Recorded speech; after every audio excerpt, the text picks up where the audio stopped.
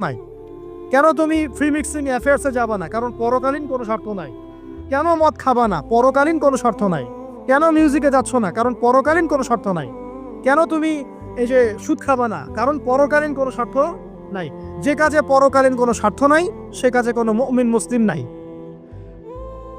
কেন নামাজ পড়বো? কারণ পরকালীন স্বার্থ আছে। কেন রোজা রাখবো? পরকালীন স্বার্থ আছে। কেন আমি হালাল বিয়ে করব, হারাম জেনায় যাব না? পরকালের স্বার্থ আছে। কেন আমি যাকাত দিব, ব্যবসা করব, সুদ খাবো না? কারণ পরকালের স্বার্থ আছে। কেন ইসলামের দাওয়াত দিব? পরকালের স্বার্থ আছে। কেন হাদিস প্রচার করব? কারণ পরকালের স্বার্থ আছে। ইসলামের জন্য সবর করব কেন? পরকালের স্বার্থ আছে। পরকালের স্বার্থ যেখানে, মুসলিম সেখানে। পরকালীন স্বার্থ নাই, আন্ন নাই।